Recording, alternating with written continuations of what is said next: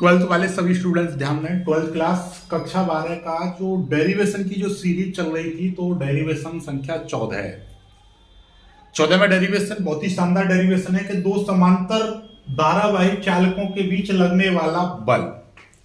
दो चालक हैं जो एक दूसरे के समांतर रखे हुए हैं, एक परिमित लंबाई यानी कि एल लंबाई के चालक हैं, सीधे समांतर, या ऐसे समझ लीजिए दो सीधे समांतर धारावाही चालक तार हैं ये धातु के।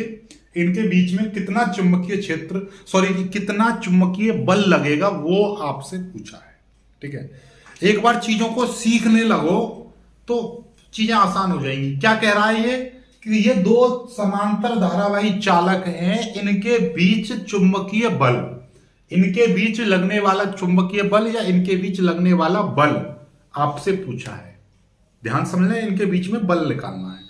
उसके लिए आपको कुछ चीजें पुरानी वाली पढ़ी होंगी, जैसे कि लॉरेंज बल पढ़ा था आपने, कुछ और भी बहुत सारी चीजें पढ़ी थी। तो उसमें से दो चीजें आपको इंपोर्टेंट हैं। क्या कि जब कोई ऋजु रेखीय तार यानी कि सीधा तार होता है, जैसे कि ये सीधा तार है, हमने क्या कहा, ये सीधा तार है, इसकी लंबाई L है और इसमें I धारा प्रवाहित हो रही है, तो ये ऋजु रेखीय तार हो गया एकदम सीधा। और इससे R दूरी पर एक बिंदु P है, तो यहां पर जो चुंबकीय क्षेत्र होगा, क्योंकि जब किसी चालक में हम धारा प्रवाहित करते हैं तो उसके चारों तरफ क्या हो जाता है, चुंबकीय क्षेत्र उत्पन्न हो जाता है। एक चीज समझ लो, देखो छोटा छोटा समझो, जब कोई चालक तार होता है, यदि हम उसमें धारा प्रवाहित करने लगे तो इसके चारों तरफ क्या हो जाएगा, चुंबकीय क्षेत्र उत्पन्न हो जाएगा। क्या उत्पन्न हो जाएगा, चुंबकीय क्षेत्र।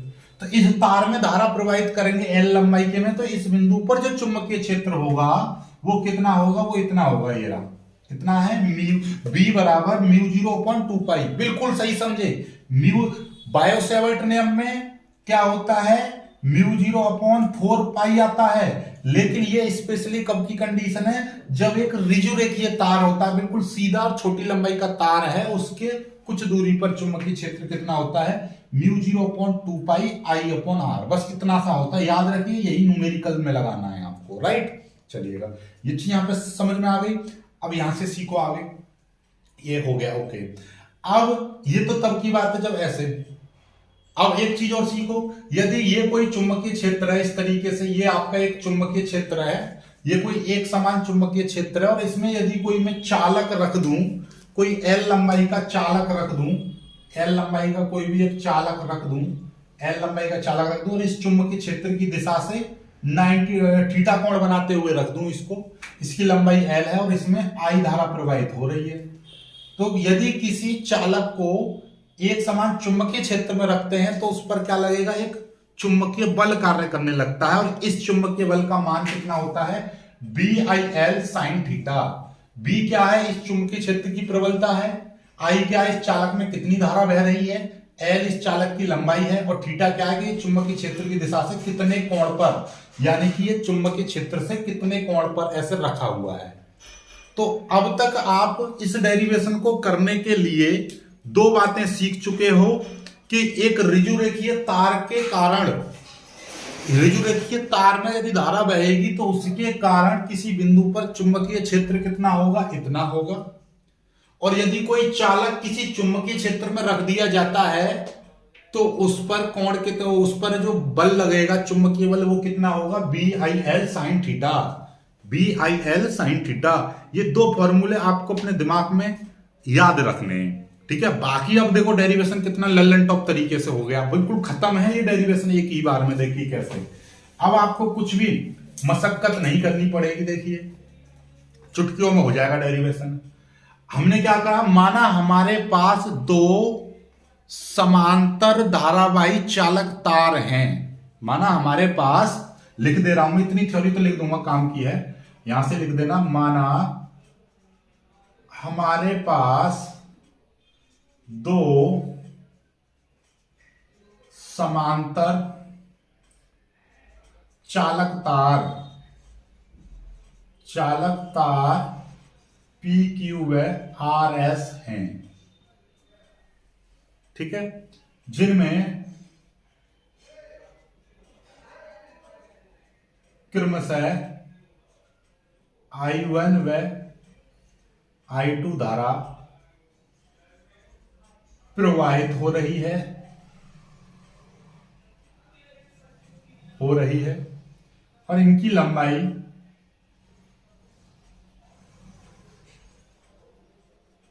एल है। बस इतना लिख दिया कि ये दो हमारे पास चालक तार हैं, जिसमें एक में I1 धारा बह रही है, दूसरे में I2 धारा बह रही है, और इन दोनों की जो लंबाई है वो एल है, और दोनों एक दूसरे से आर दूरी पर रखे हुए हैं। ये चीज, और दोनों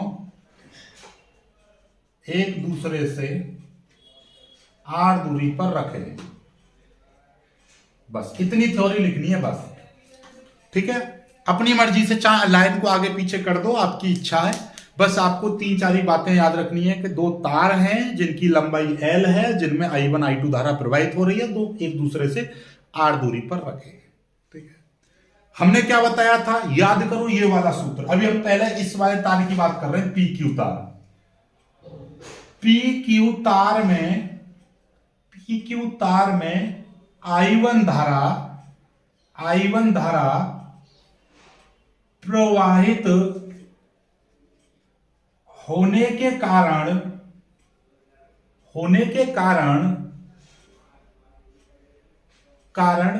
इस पर RS तार पर उत्पन्न चुंबकीय क्षेत्र।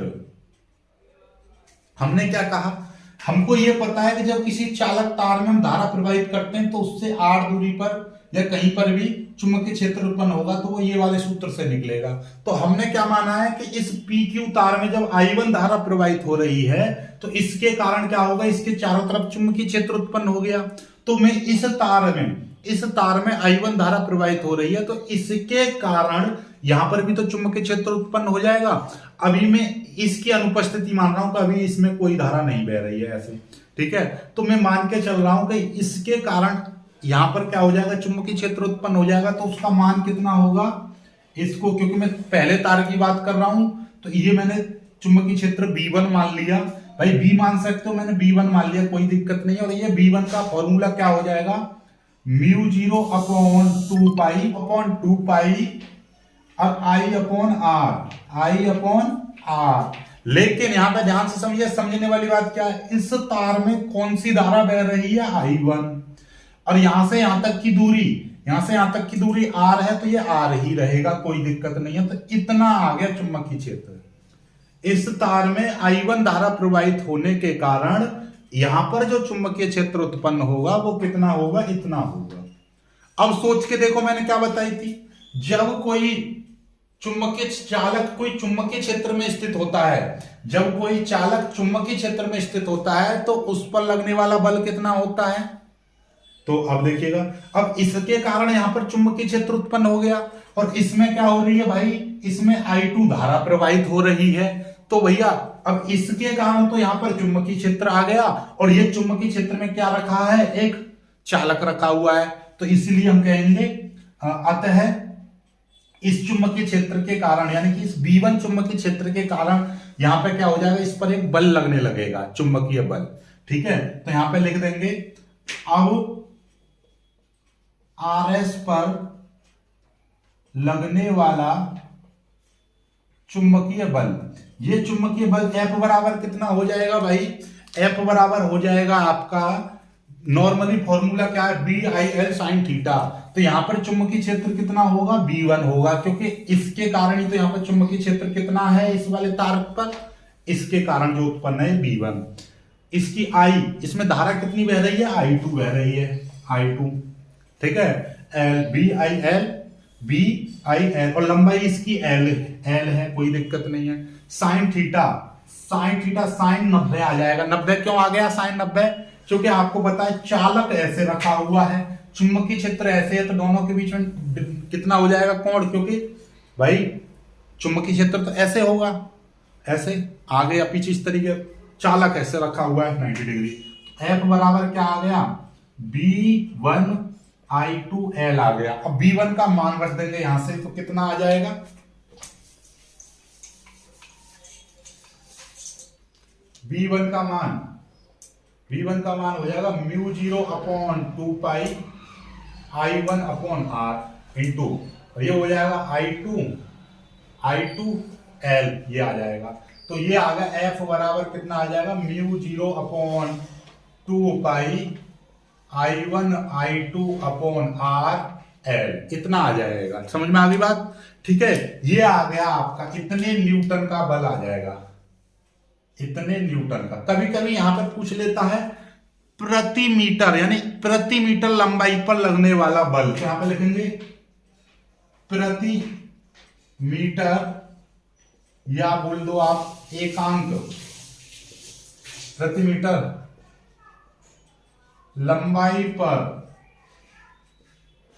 लगने वाला बल।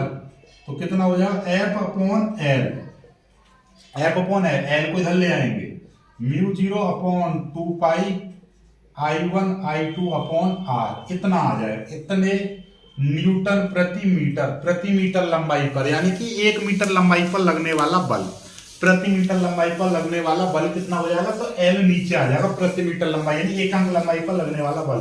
तो कभी कभी न्यूमेरिकल में पूछता है प्रति मीटर लंबाई पर लगने वाला बल, इतना हो जाएगा, और दो तारों के बीच लगने वाला बल इतना हो जाएगा। दोनों समझ में आ गया? बस यही है, और इसका कुछ ज्यादा बड़ा वो है नहीं। ठीक है, चलिएगा। यदि मैं कहूं कि दोनों तारों में धारा आई बह रही है, यदि आपसे कोई पूछ ले, ये कह दे कि भैया यहां पर इसमें भी धारा आई बह रही है, इसमें भी धारा आई बह रही है, तो कोई दिक्कत नहीं है। तो यदि यही सूत्र क्या हो जाएगा, ये नोट करके स्पेशल कंडीशन होती है, ये भी सीख लो कि यदि मैं कहूं I1 का मान भी आई और I2 का मान भी आई, तो यहां पर क्या आ जाएगा, I² आ जाएगा। तो F बराबर क्या हो जाएगा, म्यू 0/2 और ये हो जाएगा I² R इंटू L, इतना हो जाएगा। बात समझे नहीं समझे भाई? यहां पर जैसे कहेगा कि इसमें आई धारा बह रही है, इसमें आई धारा, इसमें कह रहा है कि इसमें I1 धारा ऊपर की ओर, इसमें नीचे की ओर, तब चीजें आपके आपस में बदल जाएंगी। ठीक है, इस तरीके से आपका बदल जाती हैं। ठीक है, चलिएगा, बस इतना आपको करना है।